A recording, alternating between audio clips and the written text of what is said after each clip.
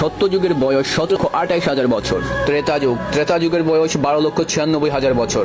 দাপর যুগের বয়স 8,64,000 বছর। বর্তমান যুগ কলিযুগের বয়স 4,32,000 বছর। মহাযুগ সত্য, ত্রেতা, দাপর ও কলিযুগ মিলে গঠিত হয় একটি মহাযুগ। এক মহাযুগের আয়ুষ্কাল 43,20,000 বছর।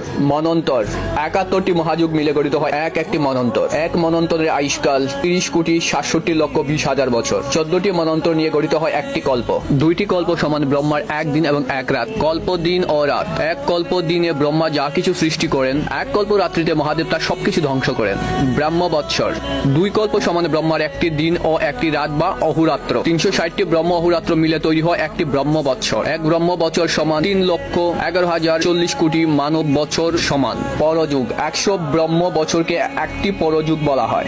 একজন ব্রহ্মার জীবনকাল 100 ব্রহ্ম বছর বা এক পরযুগ। একটি পরযুগ শেষে একজন ব্রহ্মা বিদায় নেন এবং নতুন একজন ব্রহ্মা নতুন সৃজনের দায়িত্ব নেন। আপনি যদি সনাতন ধর্মাবলম্বী হয়ে থাকেন তাহলে ভিডিওটি শেয়ার করে সনাতন ধর্ম প্রচারে অংশীদারী হন। জয় শ্রীরাম।